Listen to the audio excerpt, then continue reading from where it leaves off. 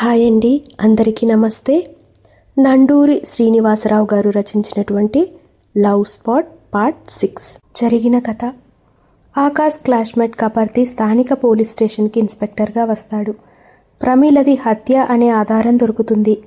కపర్తి సంయుక్తకు చినవర్మ అనే college mate మీద అనుమానం వస్తుంది. ఆకాష్కి ఒకరు ఫోన్ చేసి ప్రమీల హత్య గురించిన సమాచారం చెబుతాను, ఒంటరిగా కలవమని చెబుతారు. ఆకాష్ కలవటానికి వెళ్ళేసరికి రాజేశ్వరిని ఎవరో హత్య చేస్తారు.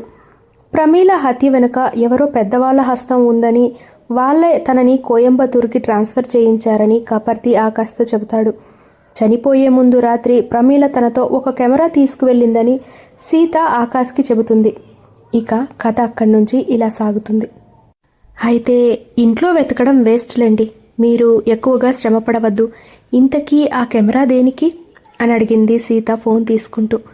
ఆమె మరణానికి సంబంధించిన ఒక కీలకమైన సమాచారం అందులో ఉంది అన్నాడు ఆకాష్. ఏమిటది? ఈసారి మీ ఇద్దరిని కలిసినప్పుడు వివరాలు చెబుతాలేండి అంటూ ఆకాష్ ఫోన్ పెట్టేశాడు. ఫోన్ పెట్టేశాక వాళ్ళ ముగ్గురు ఒకరి ముఖాలు ఒకరు చూసుకున్నారు. ఆకాష్ ఆలోచిస్తూ అన్నాడు, అయితే ప్రమీల బయలుదేరినప్పుడు ఆ కెమెరా తన దగ్గర ఉంది, చనిపోయాక లేదు. ఈ మధ్యలో ఏమై ఉంటుంది? ఆర్ట్ గ్యాలరీకి దగ్గర ఎక్కడైనా పారేసుకుందేమో, వెతికితే అని అడిగాడు బాబీ. 12 ఏళ్ల క్రితం పారేసుకుంది, ఇన్నేళ్ళు ఎలా ఉంటుంది? ఎవరో ఒకళ్ళు తీసేయరు అంది సంయుక్త. ఆ గ్యాలరీలో లాస్ట్ అండ్ ఫౌండ్ ఆ కౌంటర్ ఉంది కదా, ఒక్కసారి నా పుస్తకాలు అక్కడ మర్చిపోతే మర్నాడు వెళ్ళి అడగగానే ఇచ్చేశారు. అలాగే ఎవరికైనా దొరికితే అక్కడ ఇచ్చుండవచ్చు అన్నాడు బాబీ. ఇది ఇండియారా బాబు, అమెరికా కాదు. నీ పుస్తకాలు కాబట్టి ఇచ్చారు. కెమెరా అయితే ఎవడో ఒకడు ఎంచక్కా నొక్కేస్తాడు. నిజమే కదా ఆకాష్ అంది. ఆకాష్ అయోమయంగా చూస్తూ, ఏమో, ఆ కెమెరా ఎక్కడో మనకి దొరికే తీరుతుందని నా 6th సెన్స్ చెబుతోంది, కానీ బుర్రకి ఏమీ తోచట్లేదు. ఆర్ట్ గ్యాలరీలోనే దొరుకుతుందంటావా సంయుక్త అడిగింది. ఆకాష్ పెదవిని విరుస్తూ, అది తెలీదు, కానీ ఈ హత్యలన్నీ వేరే దారుల్లా కనిపిస్తున్నాయి. కానీ వీటన్నిటికీ సంబంధించిన బుడి మాత్రం ఆ గ్యాలరీలో ఉంది. ఆ సంగతి కనిపెట్టాలి. ఈ రాత్రే వెళ్తాను అన్నాడు. నేను వస్తా అన్నాడు బాబీ ఉత్సాహంగా. నీ బొంద, రాజేశ్వరి హత్య జరిగాక గ్యాలరీ సేస్ చేసి ఉంటారు, రమ్మని తలుపులు తెరుచుకొని కూర్చోరు, దొంగదారులో వెళ్లాల్సిందే అన్నాడు ఆకాష్. ఓహ్, నాకు గోడలు దూకడం బేషుగ్గా వచ్చే, ఈ రాత్రికి మన ప్రయాణం అన్నాడు బాబీ. అదే రోజు రాత్రి 11 కల్లా బాబీ, ఆకాష్, చంద్రమౌళి ఆర్ట్ గ్యాలరీ వద్దకి చేరుకున్నారు. బైక్ని దూరంగా రోడ్డుకి అటుపక్క చెట్ల వెనకాల ఆపి చెట్ల వారగా నడుచుకుంటూ గ్యాలరీకి ఎదురుగా ఉన్న పాత షెడ్డు వెనక్కి వచ్చారు. ఆ షెడ్డు వెనకాలే నిలబడి గ్యాలరీ వైపు తొంగి చూశాడు ఆకాష్. గ్యాలరీ గేటుకి అవతల చిన్న స్టూల్ వేసుకుని దాని మీద ఒక కానిస్టేబుల్ కూర్చుని ఉన్నాడు. వెనక్కి వాలి గోడ కానుకొని హాయిగా దమ్ము లాగుతున్నాడు. గ్యాలరీ మెయిన్ డోర్కి చైన్ వేసి పెద్ద తాళం కప్ప వేలాడుతుంది. దాని మీద లక్క ముద్రలు స్పష్టంగా కనిపిస్తున్నాయి. ఒరేయ్, మన ఊహ నిజమే, గ్యాలరీ సీజ్ చేసేశారా అన్నాడు ఆకాష్ గుసగుసగా. ఇప్పుడేం చేద్దాం? బాబీ గట్టిగా గొంతు చించుకున్నాడు. ఆకాష్ వాడి నెత్తి మీద గట్టిగా ఇస్తూ, నీ యప్ప అరుస్తావేంట్రా, బుద్ధి లేదా అని అడిచాడు. నేను చిన్నప్పటి నుంచి ఇంతే, స్పీకర్ మింగేశానేమో అని మా అమ్మ అస్తమానం అంటూ ఉంటుంది. పుట్టుకతో వచ్చిన బుద్ధిరా, పాడెక్కే వరకు పోదు, హెహెహెహే అన్నాడు బాబీ పల్లికిలిస్తూ. ఆకాష్ అతడి నోరు నొక్కేస్తూ, ఒరే, మన పని అయ్యేదాకా నోరెత్తావంటే ఇప్పుడే పాడెక్కిచ్చేస్తా, జాగ్రత్త, ముసుక్కూర్చో అన్నాడు. వాళ్ళు 1 గంట అక్కడే వెయిట్ చేశాక కానిస్టేబుల్ నెమ్మదిగా నిద్రలోకి తూడగడం మొదలుపెట్టాడు. బాబీ ఆపసోపాలు పడుతూ, ఒరేయ్ అంటూ ఆకాష్ భుజం మీద బరబరా గోకాడు. ఏమిట్రా? చెప్తే తిట్టవుగా, అరవకుండా నెమ్మదిగా చెప్పు. బాబీ అతడి మొహంలో మొహం పెట్టి చూస్తూ, దాహాన్రా, కొబ్బరి బోండం తాగాలని ఉంది, ఇక్కడెక్కడైనా దొరుకుతుందంటావా అని అడిగాడు. ఆకాష్ వాడి నోరు నొక్కి వీపు మీద దబ్బిడిగా 4 గుద్దులు గుద్ది, చంపేస్తా వెధవా, నిన్ను తోకలా వెంటేసుకురావటం నాదే బుద్ధి తక్కువ, నువ్వు ఇక్కడే పడుండు, నేను వెళ్ళొస్తా. వద్దురా, నాకు భయం వేస్తోంది.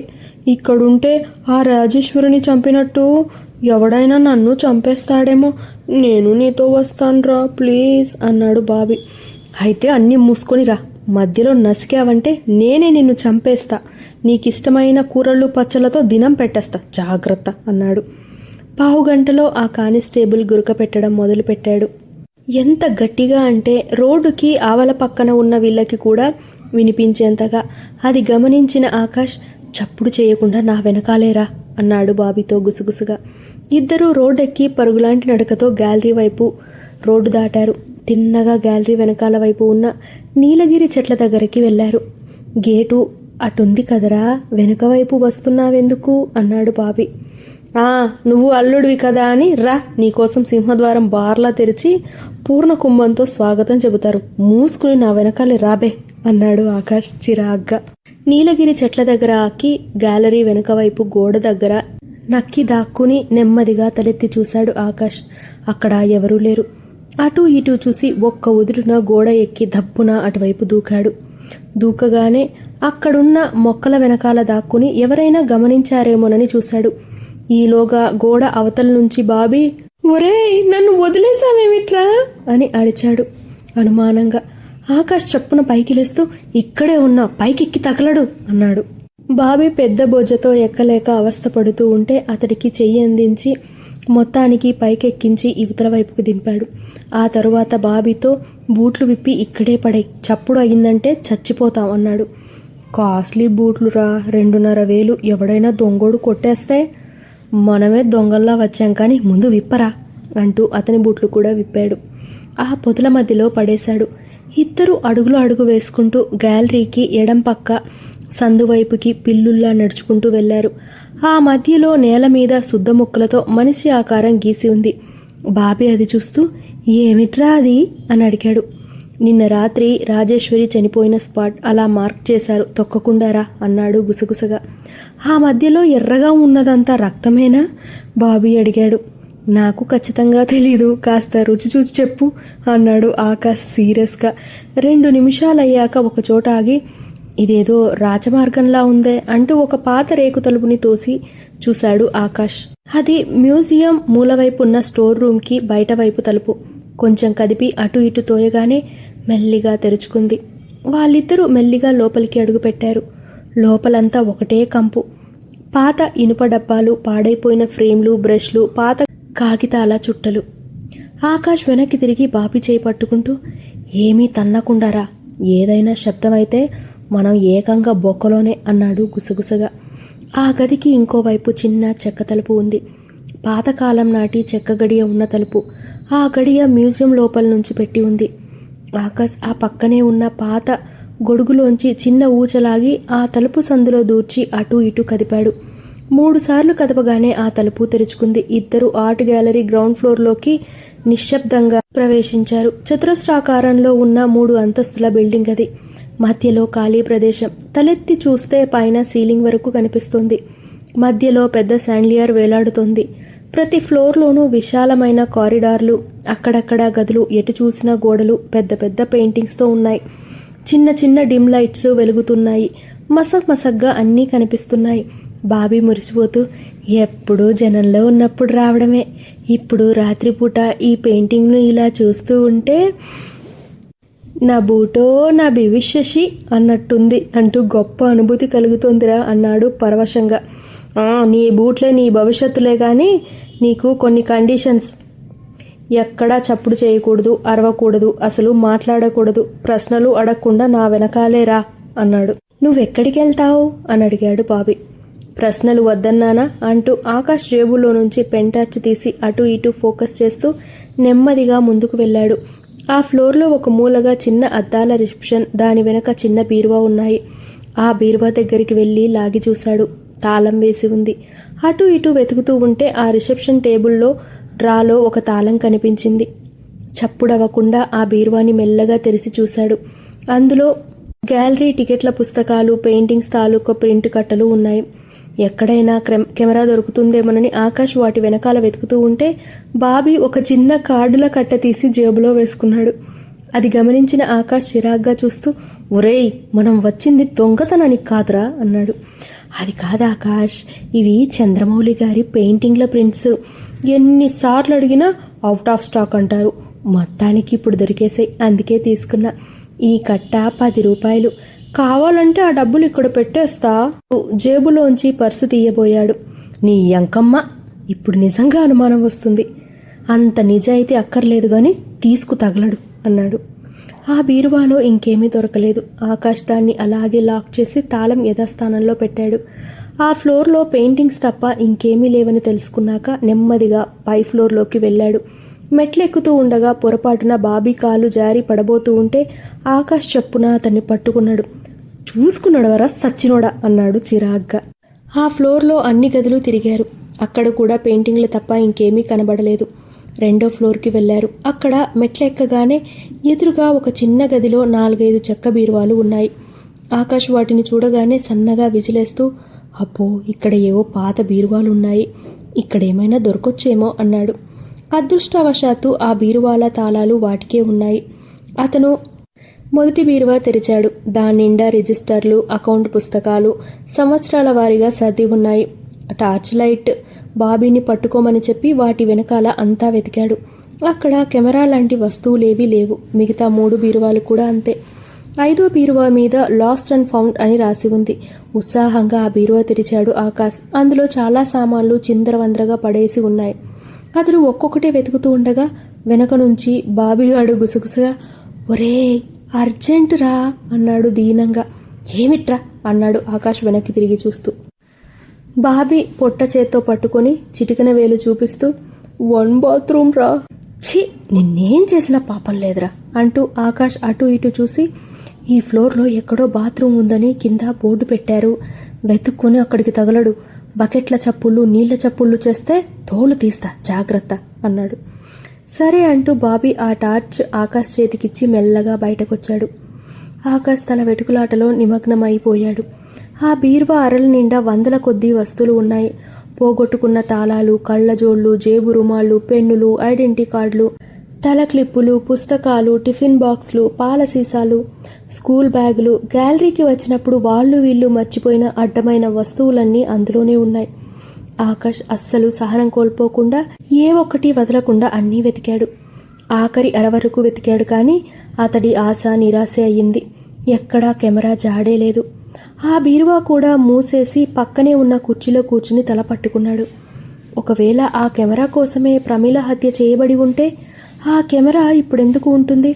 హంతకుడో హంతకురాలో ఎప్పుడో స్వాధీనం చేసుకునేవారేగా అనుకున్నాడు. కానీ ఇంతలోనే అనుకున్నాడు, ఒకవేళ వాళ్ళు స్వాధీనం చేసుకుని ఉంటే చనిపోయే ముందు రాజేశ్వరి ప్రమీల కెమెరా అంటూ ఆర్ట్ గ్యాలరీ వైపు ఎందుకు చూపించింది?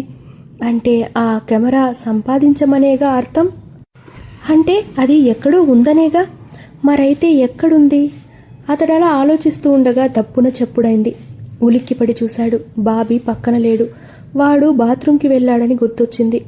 గబుక్కున గదిలోంచి బయటికి వచ్చి అటు ఇటు చూశాడు. బాబీ ఆ కారిడార్కి అవతల మూల ఉన్న గది గుమ్మం దగ్గర నిలబడి శిలా విగ్రహంలా ఆ గదిలోకే చూస్తున్నాడు. చప్పుడు ఎటు నుంచి అయిందా అని ఆకాష్ చుట్టూ చూశాడు. ఎక్కడా ఏ అలికిడీ లేదు. మునివేళ్ల మీద పరిగెత్తుకుంటూ బాబీ ఉన్న గది దగ్గరికి వెళ్లి వాడి భుజం మీద చేయి వేశాడు. బాబీ ఉలిక్కిపడి చూస్తూ, ఏంట్రా అన్నాడు చిరాగ్గా. ఒరేయ్, ఇక్కడ ఏదో చెప్పుడైంది. నువ్వు ఏ వస్తువునైనా పడేశావా? అప్పా, నేను కాదురా. అయినా అద్భుతమైన పెయింటింగ్ చూస్తుంటే కెలుకుతావేంట్రా, కళాపోసన లేని కాకిలాగా అన్నాడు. ఆకాష్ తల పట్టుకుని అక్కడి నుంచి వెళ్ళిపోబోతూ యథాలాపంగా ఆ గదిలోకి చూసి ఉలిక్కి పట్టాడు. అంతే, ఒక్క క్షణం శిలాప్రతిమలా నుంచుండిపోయాడు. తను ఎక్కడున్నాడో పరిశ్రమలు కూడా మర్చిపోయాడు. ఆ గదిలో అటువైపు చివర గోడకి దాదాపు 10x15 అడుగులున్న అద్భుతమైన oil painting, love spot. Akash తన కళ్ళని తానే నమ్మలేనట్టుగా చూశాడు. ఆ రోజు ఎయిర్పోర్ట్లో పెద్ద ఆయన చూపించిన పెయింటింగ్, తన బంగళాకి పెట్టిన పేరు స్ఫురింపజేసిన పెయింటింగ్, చెట్టు కింద 2 ప్రేమికులు ఒకళ్ళ కళ్ళలోకి ఒకళ్ళు తనివి తీరా చూసుకుంటున్నట్టు. ఆకాష్ మురిసిపోతూ, ఇది లవ్ స్పాట్ కదూ, ఇక్కడుందేమిటి అని అడిగాడు. బాబీ చిరాగ్గా చూస్తూ, ఇది ఇక్కడ ఉండక ఇంకెక్కడ ఉంటుంది? చంద్రమౌళి గారు వేసిన ప్రపంచ ప్రఖ్యాత పెయింటింగ్ అది. ఆయన పెయింటింగ్లు చూడటం కోసమే ఎందరో ఫారినర్లు ఈ గ్యాలరీకి వస్తూ ఉంటారు. అందుకే ఈ గ్యాలరీకి ఆయన పేరు పెట్టారు. ప్రేమ పేరు మీద ఆయన వేసిన సిరీస్ ఆఫ్ పెయింటింగ్స్ అన్నీ super hit. Love spot, first love, love proposal, love letter, lovers day అబ్బా ఒక్కటేమిటి, అన్నీ కళాఖండాలే. చూడ్డానికి 2 కళ్ళు చాలవు. మహానుభావుడు, ఇందాక నేను పెయింటింగ్ రికార్డులు తీసుకుంటూ ఉంటే మొత్తుకున్నావే, అవి ఆయన వేసిన బొమ్మలే అన్నాడు. అబ్బా ఇది ఇంత పెద్దది అనుకోలేదురా అన్నాడు ఆకాష్ ఆశ్చర్య. ఈ మ్యూజియంలో అన్నిటికన్నా ఇదే పెద్ద పెయింటింగ్ రా. అయినా నీకెలా తెలుస్తుందిలే, కళాపోషణ లేదని చెప్పాగా అన్నాడు బాబీ.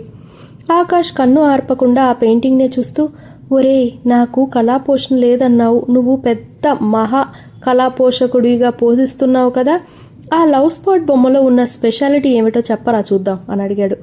ఓస్ అది కూడా తెలియదనుకున్నావా?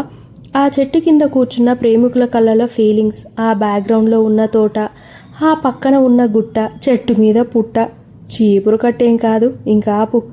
ఈ బొమ్మలో అతిపెద్ద రహస్యం ఉంది అన్నాడు ఆకాష్. రహస్యమా? అవును.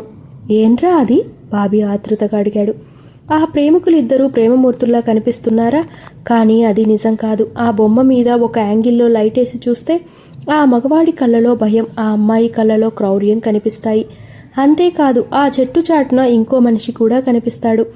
చంద్రమౌళి గారి కుటుంబంలో జరిగిన ఒక హత్యకి నిలువెత్తు సాక్ష్యం ఆ బొమ్మ అన్నాడు. బాబీ ఆతృతగా అన్ని వైపులా చూస్తూ, నాకేమీ కనిపించట్లేదే అన్నాడు. అది అలా కనిపించదు. గదిలో లైట్లన్నీ ఆర్పేసి అదిగో ఆ బొమ్మలో కింద ఒక మధుపాత్ర కనిపిస్తుందే, అక్కడి నుంచి ఒక ఫోకస్ లైట్ వేసి చూస్తే కనిపిస్తుంది అన్నాడు ఆకాష్ నవ్వుతూ.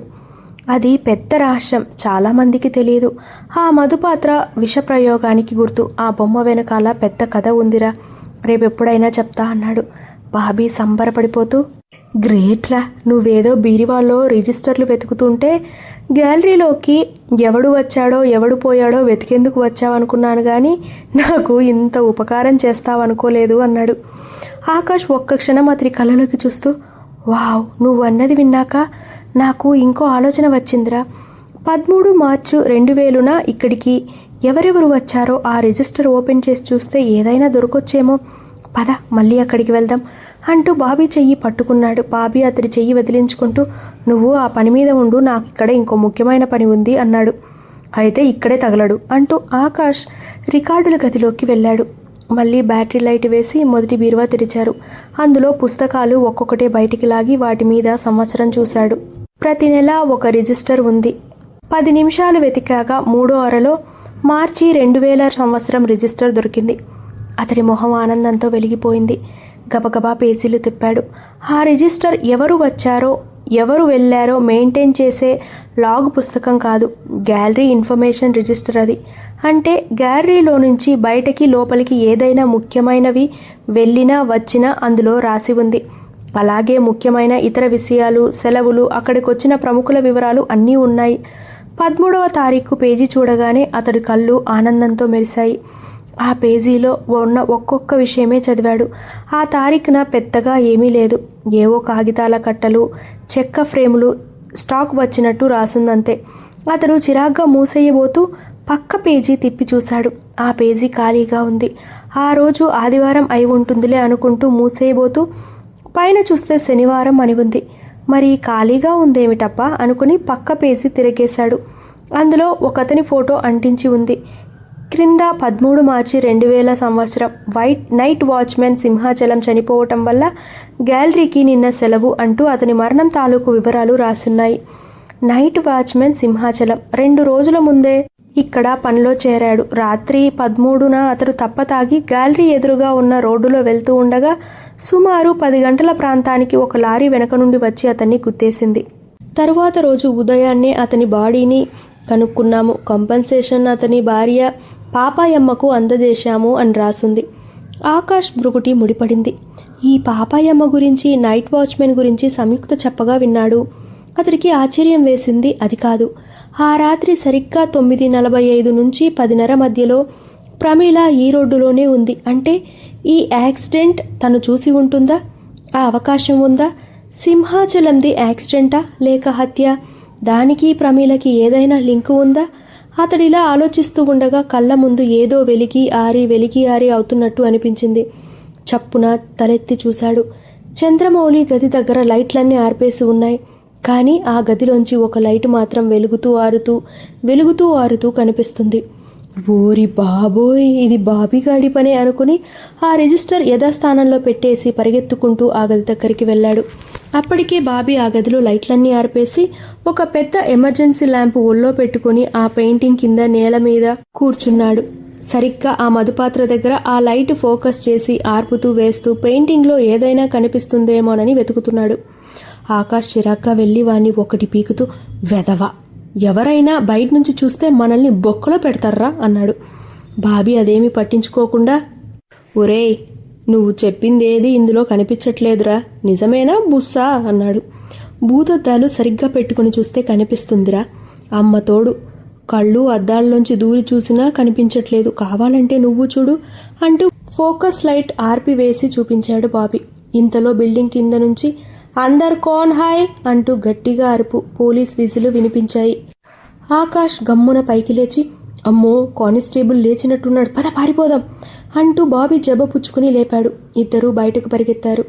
బాబీ కారిడార్లో పరిగెడుతూ ఉండగా ఆకాష్ ఒక్క క్షణం ఆగి ఏదో గుర్తొచ్చినట్లుగా, అమ్మో, ఇప్పుడే వస్తా, ఆ రూమ్లో లైట్లన్నీ ఆర్పేశావా నువ్వు, ఎవడుకైనా డౌట్ వస్తుంది, నువ్వు వెళ్తూ ఉండు అంటూ మళ్ళీ చంద్రమౌళి గది దగ్గరికి పరిగెత్తాడు. ఆ గదిలో ఉన్న చిన్న లైట్లన్నీ ఆర్పివేసి బయటకు వచ్చేస్తూ ఉండగా చంద్రమౌళి వేసిన ఇంకొక చిన్న పెయింటింగ్ అతని దృష్టిని ఆకర్షించింది. లవ్ లెటర్ అనే పెయింటింగ్ అది. ఒక ప్రేయసి ప్రియుడికి ప్రేమలేఖ ఇస్తున్నట్టున్న అందమైన బొమ్మ. అది చూడగానే ఆకాష్ నిశ్చేష్టుడయ్యాడు. ఒక్క క్షణం పాటు అతని బుర్ర పనిచేయలేదు. అంతలోనే పీడికిలి బిగించి మోచేయి వెనక్కి లాగుతూ, ఎస్, తెలిసిందోచ్ అన్నాడు. ఈలోపు తలుపుల మీద కానిస్టేబుల్ లాఠీతో కొడుతున్న చప్పుడు వినిపించడంతో గబగబా కిందకి పరిగెత్తాడు. అప్పటికే బాబీ స్టోర్ రూమ్ దాటి బయటకు వచ్చి ఉండటంతో ఇద్దరూ కలిసి కానిస్టేబుల్ కంటపడకుండా గోడ ఎక్కి నీలగిరి చెట్ల వైపు దూకారు. పైకి లేవగానే ఆకాష్ సంతోషంతో బాబీని కౌగిలించుకుంటూ, ప్రమీల కెమెరా ఎక్కడ ఉందో తెలిసిందిరా అన్నాడు. ఎక్కడ్రా అన్నాడు బాబీ ఆశ్చర్యంగా. మన బంగళాలోనే. నిజంగానా? ఎక్కడ? పద చెప్తా అంటూ వాడి చెయ్యి పుచ్చుకొని పరిగెత్తాడు. తెల్లవారుతూ ఉండగా వాళ్ళు వెనక్కొచ్చారు. బైక్ బంగ్లా దగ్గరికి రాగానే ఆకాష్ చప్పున కిందకి దూకాడు. ఒరేయ్, పడతావురా, ఆగు అంటూ బాబీ అరుస్తున్నా ఆగకుండా తోటలోకి పరిగెత్తాడు. అక్కడ కుర్చీలో కూర్చుని సంయుక్త ఏదో ఆలోచిస్తోంది. కంగారులో చూసుకోకుండా వెళ్ళి ఆ కుర్చీని గుద్దేసి కిందకి తూలి పడబోయాడు. సంయుక్త అతన్ని పట్టుకుంటూ, ఆకాష్, ఏమైంది, ఎందుకింత కంగారు అని అడిగింది. అతడు ఆయాసంతో రూపుతో, పద, ప్రమీల కెమెరా ఎక్కడ దాచిందో తెలిసింది అంటూ పరిగెత్తాడు. వాట్, నిజంగానా అరుస్తూ సంయుక్త కూడా అతని వెనకాలే పరిగెత్తింది. వాళ్ళ వెనకాలే బాబీ. తోటకి ఒక వారగా ఉన్న మామిడి చెట్టు దగ్గర నిలబడి ఆయాసపడుతూ చూశాడు ఆకాష్. ఆ చెట్టు త్వరలోనే ప్రమీల, ఆకాష్ ప్రేమలేఖలు మార్చుకునేవారు. ఎప్పుడైనా కలవడం కుదరకపోతే ఉత్తరం రాసి పుస్తకం అట్టలో పెట్టి పించేసి ప్రమీల ఆ తొర్రలో పడేసేది. ఆకాష్ దాన్ని తీసుకుని మళ్ళీ సమాధానం రాసి అక్కడే పెట్టేవాడు. ఆఖర్లో ప్రమీల నాన్న నిఘా ఎక్కువైపోయినప్పుడంతా ప్రమీల ఆ తొర్రలోనే అస్తమానము పెట్టేది. ఒకసారి వ్యాలంటైన్స్ డే రోజు ఆకాష్ని కలవడం కుదరకపోతే గిఫ్ట్ కూడా అందులోనే దాచింది. ఆకాష్ గబుక్కున ఆ చెట్టు చుట్టూ ఉన్న గుట్ట ఎక్కి తొర్రలో చేపెట్టాడు. పైనంతా ఎండుటాకులు, చెత్త అవన్నీ తీసి బయట పారేస్తూ ఇంకా లోపలికి చేయి పెట్టాడు. ఆ లోపల తడిసిపోయి ముద్ద కట్టేసిన ఆకులు, అవి కూడా విసిరేసి ఇంకా లోపలికి చేయి పెట్టాడు. అప్పుడు తగిలింది చేతికి గరగరమంటూ ప్లాస్టిక్ కవర్. అతడి మొహం వెలిగిపోయింది. కింద నిలబడి అది చూస్తున్న మిగతా ఇద్దరు, దొరికిందా దొరికిందా అడుగుతున్నారు ఆతృతగా. అతడు ఆ కవర్ని జాగ్రత్తగా తొర్రలోంచి బయటకు తీశాడు. దాని మెడ దగ్గర ముడి వేసి ఉంది. ఆ ముడి జాగ్రత్తగా విప్పి 2 వేళ్లతో కొసలు పట్టుకుని లోపలికి చూశాడు. కెమెరా ఉంది. యాహూ అంటూ ముగ్గురు గట్టిగా అరిచారు. బాబీ ఆకాష్ని కౌగిలించుకొని, ఒరేయ్, నువ్వు గ్రేట్ రా అన్నాడు. అసలు ఇక్కడుందని ఎలా తెలిసింది? సంయుక్త అనుమానంగా అడింది. ఆకాష్ తేలిగ్గా ఊపిరి పీల్చుకుంటూ, గ్యాలరీలో చంద్రమౌళి గారి లవ్ లెటర్ అనే పెయింటింగ్ చూసినప్పుడు నాకు ఈ చెట్టు విషయం గుర్తొచ్చింది. ప్రమీల ఎప్పుడు నాకు ఏమివ్వాలన్నా కవర్లో పెట్టి ఈ తెర్రలోనే పడేసేది అన్నాడు. బాబీ ఆ కవర్ ముట్టుకోబోతూ ఉంటే, ఒరే, ఇది ప్రమీల ఆఖరిసారి పట్టుకున్న కవర్ రా అంటూ కెమెరాని బయటికి తీసి ఆ కవర్కి ముద్దు పెట్టి అపురూపంగా చొక్కాలో దాచుకున్నాడు. సంయుక్త నిర్వికారమైన కళ్ళతో అతడి వైపు చూసింది. ఎందుకో గాని ఆ క్షణం ఆమె మనసు చివుక్కుమంది. కనీసం ఈ కెమెరా అయినా ముట్టుకోవచ్చా బాబు అంటూ బాబీ ఆ కెమెరా తీసుకుని అటు ఇటు చూశాడు. పాత చికా కెమెరా అది. దాని చుట్టూ అక్కడక్కడ ఫంగస్ పట్టి ఉంది, కొద్దిగా విరిగింది. అది చూస్తూ ప్రమీల కవర్లో పెట్టి మంచి పని చేసిందిరా, అందుకే ఇన్నాళ్ళైనా పెద్దగా పాడవలేదు. అలాగే రీల్ డోర్ దగ్గర విరగలేదు కాబట్టి ఫిల్మ్ కూడా బాగానే ఉండవచ్చు అన్నాడు. ఇంకా ఆలస్యం ఎందుకు, పదండి ఈ రీల్ డెవలప్ చేయిద్దాం అంది సంయుక్త. ముగ్గురు బంగ్లాలోకి రాగానే స్టూడియో ఎన్నింటికి తెరుస్తారు అడిగింది సంయుక్త. ఆకాష్ ఆలోచిస్తూ, ఇది స్టూడియోలో ఇవ్వటం అంత మంచిది కాదేమో, ఇందులో ఉన్న రహస్యమే ప్రమీల ప్రాణం తీసిందంటే ఇదేదో పెద్ద విషయం అయి ఉండవచ్చు అన్నాడు. మరైతే ఎలాగా అంది సంయుక్త. బాబీ చప్పున కెమెరా తీసుకుంటూ, నేను ఫోటోగ్రఫీ కోర్స్ చేశానుగా, నాకు ఫిల్మ్ డెవలప్మెంట్ పాజిటివ్లు వేయడం కూడా వచ్చు అన్నాడు ఉత్సాహంగా. వావ్ సూపర్, అదే మన తక్షణ కర్తవ్యం అంది సంయుక్త. బాబీ బుర్ర గోక్కుంటూ, దానికి కొన్ని పరికరాలు కావాలి, నేను వెళ్ళి తెచ్చుకోనా అని అడిగాడు. వెంటనే వెళ్ళు అంటూ ఆకాష్ అతన్ని తోశాడు. బాబీ బయటకు వెళ్ళగానే ఆకాష్ సంయుక్త కాఫీలు తెచ్చుకుని కూర్చుంటూ, ఇప్పుడు మొత్తం విషయం అర్థమైంది ఆకాష్. గ్యాలరీ దగ్గర దేనికో ప్రమీల ఫోటో తీసింది. అది గమనించే ఎవరో ఆమెని తరమడం మొదలుపెట్టారు. అప్పుడే మాధవరావు అంకుల్ స్కూటర్ ఎక్కింది. ఇక్కడ దిగాక ఆ కెమెరా చెట్టు తొర్రలో దాచేసింది. ఆ తరువాత ఆమెని ఎవరో చంపేశారు అంది. ఆకాష్ కెమెరా అటు ఇటు తిప్పుతూ, ఎవరో అని కంగారు పడక్కర్లేదు, ఇంకొక గంటలో వాళ్ళ జాతకాలు బయటపడతాయి అన్నాడు నవ్వుతూ. కాసేపట్లో బాబీ 2 పెద్ద పెద్ద బ్యాగులతో తిరిగొచ్చాడు. మేడ మీద తన గదిలోకి వెళ్ళి కిటికీలు తలుపులు అన్నీ వేసేసి ఎక్కడా వెలుగు రాకుండా దుప్పట్లు అడ్డుగా పెట్టాడు. ఆ గదంతా చీకటి అయ్యింది. అతడు తృప్తిగా అన్ని మూలలు చూసుకుని కిందకు వచ్చి ఆ బ్యాగులు తీసుకెళ్లి పైన పెట్టి తనకి కావలసిన పరికరాలన్నీ అమర్చాడు. మళ్ళీ కిందకొచ్చి కెమెరా తీసుకుంటూ ఉండగా, బాబీ పాజిటివ్లు వేయటానికి ఎంత టైం పడుతుంది అడిగింది సంయుక్త. అతడు ఆలోచిస్తూ, నేను రోజూ చేసే పని కాదు కదా, నాకు అంతగా టచ్ లేదు, జాగ్రత్తగా వేయటానికి 2-3 గంటలు పట్టవచ్చేమో అన్నాడు. ఆమె గడియారం చూసుకుంటూ, అయితే నాకు ఒక పని ఉంది, బయటకు వెళ్ళొస్తా అంది. ఎక్కడికి అడిగాడు ఆకాష్. ఆ పిచ్చి వీరయ్య కూతురు చిన్నాంగిని పంపుతానని ఆ రోజు పాపాయమ్మ చెప్పిందిగా, ఆ అమ్మాయి ఇప్పటిదాకా రాలేదు. తన్ని కలుసుకోవటానికి 2 సార్లు వెళ్ళా కూడా, ఎప్పుడెళ్ళినా దొరకట్లేదు, ఇప్పుడైనా దొరుకుతుందేమోనని అంటూ హీల్స్ వేసుకుని బయటకు అడుగుపెట్టింది. ఆకాష్ ఏదో ఆలోచించి, సంయుక్త ఆగు అన్నాడు కంగారుగా. ఏమిటి వెనక్కి తిరిగి చూసింది. అతడు ఒక్క క్షణం తటపటాయిస్తూ, రాజేశ్వరి హత్య తర్వాత మనం ఏం చేసినా అప్రమత్తంగా ఉండాలి. ఎందుకో నువ్వు ఒక్కదానివే వెళ్ళటం మంచిది కాదు అని నా మనసుకు అనిపిస్తుంది. నేను నీతో వస్తానడు, ఎలాగూ నాకు కూడా ఇక్కడ పనేం లేదుగా అన్నాడు. పట్టపగలే నన్నెవరు హత్య చేస్తారు ఆకాష్ అంది సంయుక్త నవ్వుతూ. ఏమో నాకు రావాలనిపిస్తుంది, పద ఆ పాపాయమ్మని కూడా ఒకసారి కలవాలి. ఆమె భర్త సింహాచలం హత్యకి ప్రమీల హత్యకి కూడా ఏదైనా సంబంధం ఉందేమో అని నా అనుమానం అంటూ చెప్పులేసుకున్నాడు. బాబీ తలుపేసుకోరా అని అరుస్తూ సంయుక్త వెనకాలే బయటకొచ్చాడు. వేసుకుంటాం కానీ ఆ ముంగుమూరు రోడ్లో అక్కారావు కొట్లో సోంపాపిడి బాగా చేస్తాడు, వచ్చేటప్పుడు ఓ ప్యాకెట్ పట్టరండి, మర్చిపోవద్దు అంటూ లోపల నుంచి బాబీ అరిచాడు. అలాగే అంటూ ఆకాష్ బయటికి నడిచాడు. ఆకాష్ తెలివిగా ఆలోచించాననుకున్నాడే గాని ప్రత్యర్థి అంతకన్నా తెలివైన వాడని ఊహించలేదు. అతడు ఊహించని ప్రమాదం వేరే మార్గంలో వచ్చింది. ఈసారి చిన్నంగి తేలిగ్గానే దొరికింది. పాపాయమ్మతో పాటు వచ్చిన వాళ్ళిద్దరిని చూస్తూ, దండాలమ్మ, నన్ను కలవటానికి రోజూ వస్తుంది మీరేనా అంది. నేనే, ఎన్నిసార్లు వచ్చానో తెలుసా అంది సంయుక్త.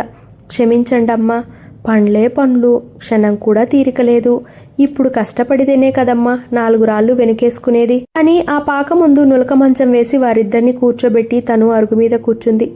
నిన్నో పాలి నేను బంగ్లా గడికి వచ్చినానమ్మా, తాళం వేసుండాది, చాలాసేపు చూసినా ఎవ్వరూ రాలే అంటూ ఒక్క క్షణం ఆగి, కిటికీల్లోంచి లోపలంతా చూసిన ఇంద్రపవనంలా ఉంది, మీదేనంటగా అంది.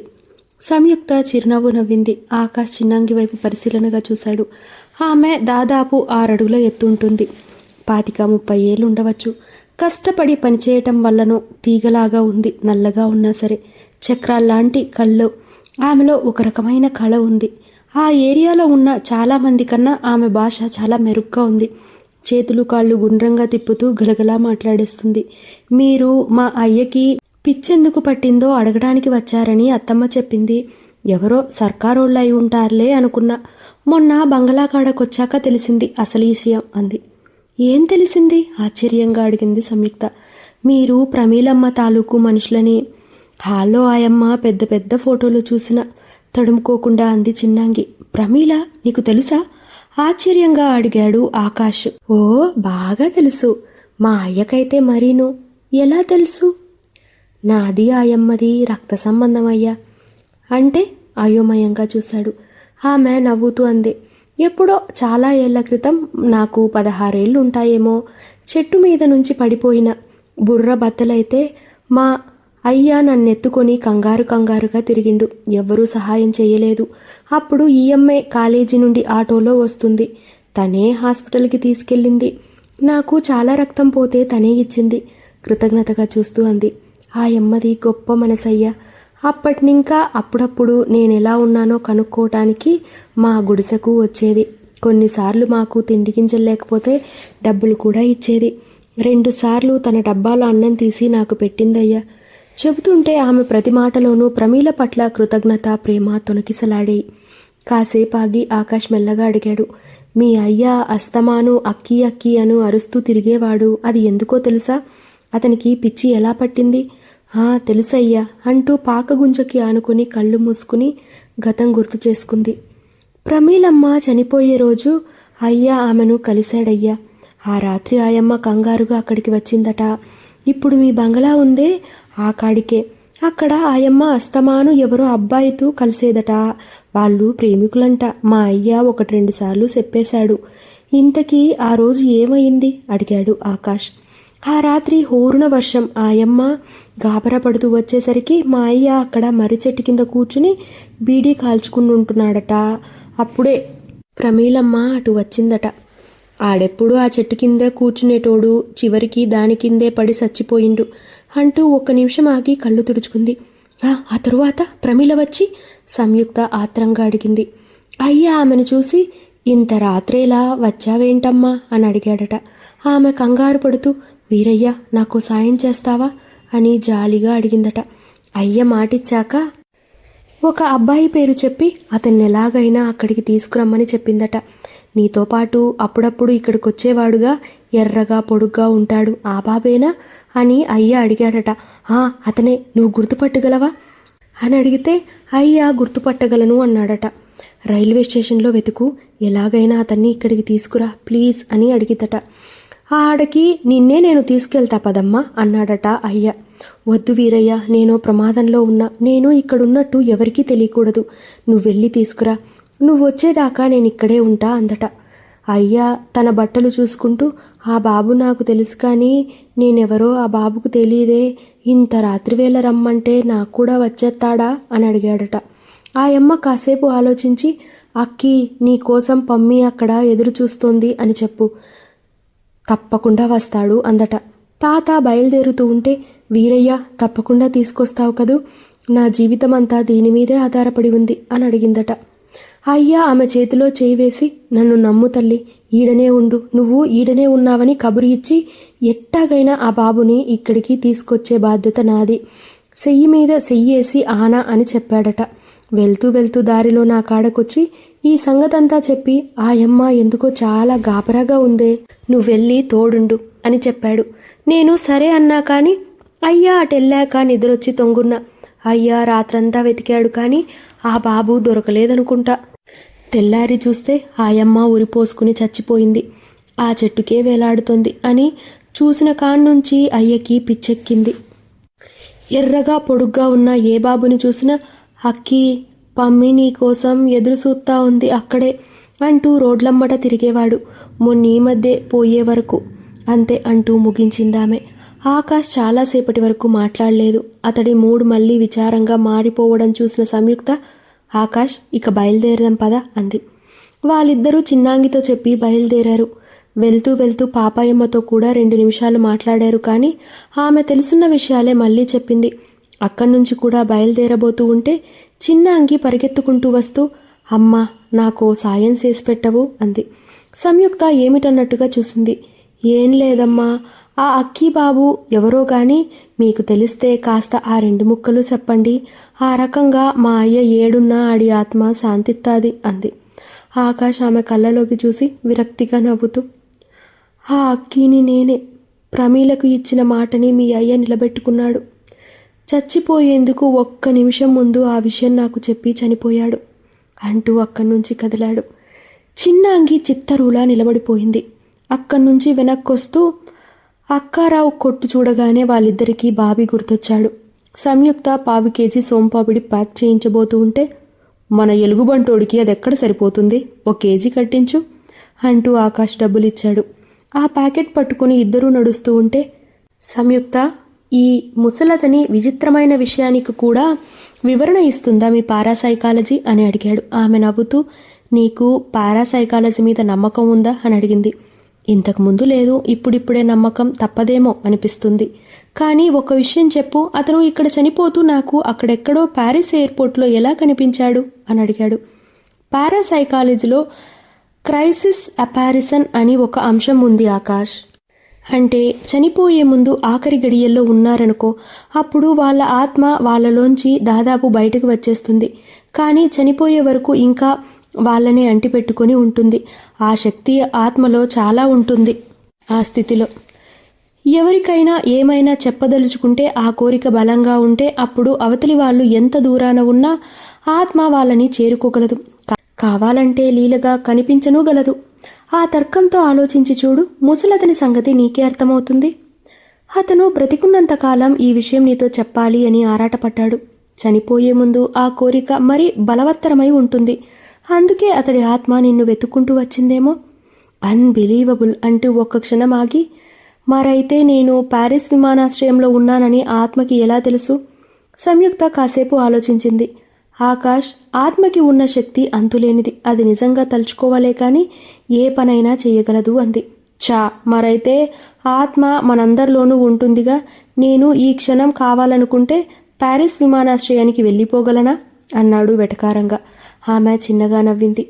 నిజమే, మనలోనూ ఉండేది ఆత్మే. కానీ అక్కడే ఒక లాజిక్ ఉంది. నీకు అర్థమయ్యేలా చెప్తా చూడు. విశ్వమంతా నిండి ఉన్న ఆత్మశక్తి పెద్ద సముద్రం అనుకో. మనలో ఉన్న ఆత్మ ఆ సముద్రంలోంచి తెచ్చుకున్న చిన్న గ్లాసుడు నీళ్ళ లాంటిది. ఇప్పుడు చెప్పు, గ్లాసులో ఉన్న నీరు సముద్రంలో ఉన్న నీరు ఒకటేనా? ఒకటే, అతడు తడుముకోకుండా సమాధానం చెప్పాడు. మరైతే సముద్రంలో ఉన్న నీరు ఉప్పెననో సునామీనో తెప్పించగలదు, కానీ గ్లాసులో ఉన్న నీరు ఆ పని చెయ్యగలదా? అతడు సమాధానం చెప్పలేక ఆమె వైపు చూశాడు. సరే, ఇప్పుడు ఆ గ్లాసులో నీళ్లు మళ్ళీ సముద్రంలో కలిపేశావనుకో, అప్పుడు అదే నీటికి సునామీ శక్తి వచ్చేస్తుంది. ఇప్పుడు అర్థమైందా? అలాగే మనలోని ఆత్మ కూడా మన శరీరం అనే పరిధిలో ఉన్నంతసేపు దాని శక్తి పరిమితం. అదే ఒక్కసారి బయటకొచ్చి విశ్వవ్యాప్తమైన ఆత్మశక్తిలో కలిసిందనుకో, దాని శక్తి అపరిమితం. అతడు 2 నిమిషాలు ఆలోచించి, నీ లాజిక్ బాగానే ఉంది, కానీ ఒక్క విషయం. ఎంత గొప్ప ఆత్మకైనా సరే నేను ప్యారిస్ విమానాశ్రయంలోనూ ఉన్నానన్న విషయం ఎలా తెలుస్తుందో నాకు అర్థం కావట్లేదు అన్నాడు మొండిగా. ఆమె నవ్వుతూ, దానికి ఆత్మదాకా ఎందుకు? ఆ ముసలతను ఎప్పుడూ బంగళా దగ్గరే కూర్చుని బీడీ కాల్చుకుంటూ ఉండేవాడని చెప్పిందిగా చిన్నాంగి. ఏ విశ్వకర్మో నీతో ఫోన్లో మాట్లాడుతూ ఉండగా వినపడి ఉండవచ్చు అంటూ అతడి మొహంలోకి చూసి కళ్ళెగరేసింది. ఆకాష్ మరింత మొండిగా, పోనీ పారిస్ విమానాశ్రయానికే ఆత్మ వచ్చిందనుకుందాం, అక్కడ అన్ని వేల మందిలో నన్నెలా గుర్తుపడుతుంది అని అడిగాడు. ఆకాష్, ఆపుతావా నీ శుద్ధి? సంయుక్త చిరాగ్గా అంది. ఇదొక్కటి చెప్పగలిగితే అప్పుడు ఆపేస్తా అన్నాడు పంతంగా. ఆమె 1 క్షణం ఆలోచించి, నీ మొహం ఇంతకుముందు చూశాడుగా, గుర్తుపట్టాడేమో. 12 ఏళ్ల క్రితం చూసిన మొహం పోల్చుకోవడం అంత తేలికేమిటి? పోనీ నువ్వు ల్యాప్టాప్లో ఈ బంగళా ఫోటోలు చూస్తుంటే ఆ ఫోటోలు చూసి నిన్ను పోల్చుకున్నాడేమో అంది సంయుక్త. ఆకాష్ శిలాప్రతిమలా నిలబడిపోయాడు. ఆ రోజు ఆ ముసలతను వెనక నుంచి దయ్యాల బంగళా అనటం గుర్తొచ్చి అతడి ఒళ్ళు గగురు పొడిచింది. నవాబుల తోట చేరే వరకు అతడు ఇంకేమీ మాట్లాడలేదు. సరిగ్గా వాళ్ళు బంగళా సందు మలుపు తిరుగుతూ ఉండగా పోలీస్ జీప్ వచ్చి వాళ్ళ పక్కనే ఆగింది. కానిస్టేబుల్ కిందకి దిగుతూ, ఆకాష్ గారు, కపర్తి సార్ ప్లేస్లో కొత్తగా వచ్చిన ఇన్స్పెక్టర్ మిమ్మల్ని తీసుకురమ్మన్నారు. బంగ్లాకి వెళ్తుంటే మీరే కనిపించారు, జీప్ ఎక్కండి అన్నాడు. ఆకాష్ ఆశ్చర్యంగా, నన్నా, ఎందుకు అని అడిగాడు. తెలీదు, వెంట పెట్టుకుని తీసుకురమ్మన్నారు అన్నాడు. సంయుక్త ఆందోళనగా చూసింది. అది గమనించిన ఆకాష్ ఆమెని పక్కకి తీసుకెళ్తూ, నిన్న రాత్రి గ్యాలరీ దగ్గర నేను బాబీ బూట్లు వదిలేశాం. ఆ హడావిడిలో తెచ్చుకోవడం మర్చిపోయాం. కొంప తీసి వాటినేమైనా ట్రేస్ చేశారేమో. నువ్వేమీ కంగారు పడకు, అవసరమైతే ఫోన్ చెయ్యి అని చెప్పి సోంపాపిడి ప్యాకెట్ ఆమె చేతికి ఇచ్చి జీపెక్కాడు. ఆకాష్కి చేయి ఊపుతూ సంయుక్త బంగళా వైపు నడిచింది. సరిగ్గా ఆమె ఆ ప్రాంతంలోకి వెళ్తూ ఉండగా ఒక ముసలాయన బంగ్లాలోంచి భయంగా బయటికి రావడం గమనించింది. ఆయన అటు ఇటు చూసుకుంటూ చటుక్కున ఆ పక్కనే నిలిచి ఉన్న ఆటో ఎక్కారు. ఆటో తురున వెళ్ళిపోయింది. ఆటో ఎక్కే క్షణం ఆయన మొహం చూసి సంయుక్త ఆశ్చర్యపోయింది. ఎప్పుడో ఎక్కడో బాగా చూసిన మొహం గుర్తు రావట్లేదు. ఎవరై ఉంటారప్పా అనుకుంటూ ఉండగా ఆమెకి చప్పున స్ఫురించింది. ఆ ముసలాయన ప్రమీల నాన్న. ఆయనకి బంగ్లాలో ఏం పని ఉంటుందప్పా అనుకుంటూ బంగ్లా వైపు అడుగులేసింది. ఆ బంగ్లా తలుపులు బార్లా తెరిచి ఉన్నాయి. ఎందుకో ఆమె మనసు కీడు శంకించింది. గబగబా మేడపైకి పరిగెత్తికెళ్ళింది. అక్కడ గదిలో దృశ్యాన్ని చూసి గజగజా వణికిపోయింది. జీవితంలో అంతగా ఎప్పుడూ భయపడలేదామె. కెవ్వుమని పిచ్చి కేకలు పెడుతూ హాల్లోకి పరిగెత్తుకొచ్చేసి ఆయాసపడుతూ ఆకాష్కి ఫోన్ చేసింది. ఆకాష్ టెన్షన్ పడుతూనే కానిస్టేబుల్తో కలిసి జీపులో వెళ్ళాడు. గ్యాలరీ నుంచి వచ్చే ముందు బూట్లు తెచ్చుకుని ఉండాల్సిందే. ఇప్పుడు దీనివల్ల అనవసరంగా రాజేశ్వరి కేసులో ఇరుక్కుంటానేమో. పాపం ఆ రాత్రి కపర్తి వెళ్లే ముందు కూడా బూట్లు మార్చేసి వెళ్ళాడు. అతడి శ్రమంతా బూడిదలో పోసిన పన్నీరైనట్టేగా అని విచారిస్తూ పోలీస్ స్టేషన్లో అడుగుపెట్టాడు. కపర్తి స్థానంలో వచ్చిన కొత్త ఇన్స్పెక్టర్ నల్లగా లావుగా పెద్ద బొజ్జుతో ఉన్నాడు. అతని కళ్ళు ఎర్రగా ఉన్నాయి. సార్, ఆకాష్ని తీసుకొచ్చాను అన్నాడు కానిస్టేబుల్. ఇన్స్పెక్టర్ తను చూస్తున్న ఫైల్లోంచి ఒక్కసారి తల పైకెత్తి ఆకాష్ వైపు చూసి మళ్ళీ తన పనిలో మునిగిపోయాడు. ఆకాష్లో టెన్షన్ ఎక్కువైంది. దాదాపు 10 నిమిషాలయ్యాక ఆ ఫైలు మూసేసి ఆ మనిషిని పంపేసి అప్పుడు లేచాడు ఇన్స్పెక్టర్. హలో మిస్టర్ ఆకాష్, నా పేరు నీలకంఠం. నిన్నే డ్యూటీలో జాయిన్ అయ్యా అంటూ అతడికి షేక్ హ్యాండ్ ఇచ్చి కూర్చోమన్నాడు. ఆకాష్ కుర్చీలో కూర్చుని నన్నెందుకో రమ్మన్నారుట అంటూ నసికాడు. ఎస్, ఒకసారి కలుద్దామని రమ్మన్నాను. నేను కపర్తి ట్రైనింగ్లో బ్యాచ్మేట్స్, మంచి స్నేహితులం కూడా. ఇక్కడ పోస్టింగ్ తీసుకున్నది నేనని తెలియగానే కపర్తి నాకు ఫోన్ చేసి మాట్లాడాడు. మీ అందరి గురించి, మీరు బుర్ర బద్దలు కొట్టుకుంటున్న కేసు గురించి మొత్తం వివరాలన్నీ నాకు చెప్పాడు. మీకు ఏ సహాయం కావాలన్నా చేయడానికి నేను సిద్ధంగా ఉన్నాను. నిర్మోహమాటంగా అడగండి అంటూ ఒక క్షణం ఆలోచించి ఇంతకు కేసు ఎంతవరకు వచ్చింది అడిగాడు. ఆకాష్ తేలిగ్గా ఊపిరి పీల్చుకుంటూ చాలా థ్యాంక్స్ అండి అంటూ కేసులో ప్రోగ్రెస్ గురించి, ప్రమీల కెమెరా గురించి చెప్పాడు. అప్పో, అయితే కీలకమైన ఆధారమే సంపాదించారు అంటూ నీలకంఠం ఒక్క క్షణం ఆలోచించి, ఎందుకో కానీ కపర్తి అనుమానం మొత్తం ఆ విశ్వకర్మ చుట్టే ఉంది. వెళ్లే ముందు కపర్తి ఇంకొక కీలకమైన ఆధారాన్ని కూడా సంపాదించాడు తెలుసా? ఏమిటి సార్ అది? ఆకాష్ ఆతృతగా అడిగాడు. వల్లభాచార్యులు చనిపోయే ముందు ఆ రాత్రి సుమారు 11 గంటల ప్రాంతంలో విశ్వకర్మ ఫోన్కి ఒక కాల్ వచ్చిందని కనుక్కున్నాడు కపర్తి. 2 నిమిషాల కాల్ అది. ఎక్కడి నుంచి వచ్చిందా అని మేము ఆరా తీస్తే రుద్రాక్షపల్లి ఊరి చివరనున్న ఒక ఎస్టీడీ బూత్ నుంచి. మేము అక్కడ ఎంక్వైరీ చేస్తే ఆ బూత్ అబ్బాయి కూడా ఆ రోజు రాత్రి ఆచార్యుల వారు కంగారుగా ఎవరికో ఫోన్ చేసి ఏదో మాట్లాడారు అని చెప్పాడు. ఆ విధంగా చూస్తే ఆచార్యుల వారు ఆఖరణ మాట్లాడింది విశ్వకర్మతో. ఆయన శవాన్ని మొదట చూసింది కూడా అతనే. ఆ తరువాత హఠాత్తుగా సూరత్ వెళ్ళిపోయాడు. ఫోన్ ఆన్లోనూ కూడా లేదు. ఇవన్నీ చూస్తుంటే మీకేమనిపిస్తోంది అని అడిగాడు. ఆకాష్ ఆలోచిస్తూ, ఇది విచిత్రంగా ఉందండి. ఆయనతో ఆ రోజు రాత్రి మాట్లాడిన సంగతి విశ్వ నాకు చెప్పనేలేదు. ఆ పక్క రోజు పొద్దున్నే మేమిద్దరం చాలాసేపు మాట్లాడుకున్నాం కూడా. మీకే కాదు, పోలీసులకు ఇచ్చిన స్టేట్మెంట్లో కూడా చెప్పనేలేదు. ఇదేదో అనుమానించాల్సిన విషయం. ఇన్స్పెక్టర్ ఆ మాట అంటూ ఉండగానే ఆకాష్ మొబైల్ మోగింది. ఆ కాల్ సంయుక్త దగ్గర నుంచి. అతను కట్ చేశాడు. కానీ అంతలోనే మళ్ళీ కాల్ చేసింది. అతను లేచి స్టేషన్ బయటకెళ్ళి ఇన్స్పెక్టర్తో మాట్లాడుతున్న తర్వాత చేయన సంయుక్త అన్నాడు. ఆమె భయంతో ఆయాసపడుతూ, ఆకాష్, నువ్వెక్కడున్నా వెంటనే బయలుదేరిరా, అర్జెంట్ ప్లీజ్, ఒక్క క్షణంలో ఇక్కడుండాలి అంటూ కట్ చేసింది. ఆమె వెక్కి ఏడవటం వినిపించింది. ఆకాష్ ఆశ్చర్యపోయాడు. ఆగ మేఘాల మీద ఇంటికొచ్చేశాడు. బంగ్లా దగ్గరికి చేరుకోగానే అతడికి సన్నగా ఏడుపు వినిపించింది. గబగబా లోపలికి పరుగు తీశాడు. మేడ మీద బాబీ గదిలోంచి వస్తుందా ఏడుపు. పరిగెత్తుకుంటూ ఆ గదిలోకి వెళ్ళి అడుగుపెట్టాడు. గుమ్మం దగ్గర సంయుక్త మోకాల మీద కూర్చుని గుండె పగిలేలా ఏడుస్తోంది. సోంపాపిడి పొట్లను తెరిచి, ఒరే అన్నయ్య, ఇంకెప్పుడు నిన్ను తిండిపోతూ అనన్రా, ఇదిగో తినరా, నీకోసమే తెచ్చాన్రా, ప్లీజ్ అంటూ కంటికి మంటికి ఏకధారగా ఏడుస్తూనే ఉంది. అక్కడి దృశ్యాన్ని చూసి అతడు తట్టుకోలేకపోయాడు. ఆ గదంతా రక్తపు మడుగు. నేల మీద ఫోటోలు పుస్తకాలు చెల్లాచెదురుగా పడేసున్నాయి. ఫోటో ప్రింట్లు వేసే సామానంతా ముక్కలు ముక్కలైపోయి ఉంది. గోడ మీద, టేబుళ్ల మీద ఎక్కడ చూసినా రక్తమే. ఒళ్ళు గగురు పొడిచేలా ఉందా దృశ్యం. ఆ మధ్యలో బాబీ చచ్చిపడున్నాడు. అతడి ఒళ్ళంతా రక్తపు మడుగు. ఎవరో అతన్ని దారుణంగా నరికి చంపేశారు. అతడి కళ్ళజోడు కూడా ముక్కలైపోయింది. ఆకాష్ గమ్మున బాబీ పడున్న చోట వెళ్ళి అతడి ముక్కు దగ్గర వేలు పెట్టి ఊపిరి ఆడుతుందో లేదో చూశాడు. సంయుక్త బోరున ఏడుస్తూ, చచ్చిపోయాడు ఆకాష్, బాబీ చచ్చిపోయాడు, అతి దారుణంగా చంపేశారు అంటూ అతని మీద పడి కుళ్ళి కుళ్ళి ఏడ్చింది. ఆకాష్కి కూడా నోట మాట రాలేదు. ఆమెను ఓదారుస్తూ అలాగే ఉండిపోయాడు. అతడికి కూడా ఏడుపాగలేదు. ఒరే బాబీ, నిన్నటిదాకా నేను తోక అని ఏడిపించామే, ఇప్పుడు మాకు ఆ తోక కావాలరా, దయచేసి లేవరా అన్నాడు బాధగా. హాయ్ అండి, అందరికీ నమస్తే. నండూరి శ్రీనివాసరావు గారు రచించినటువంటి లవ్ స్పాట్ పార్ట్ 6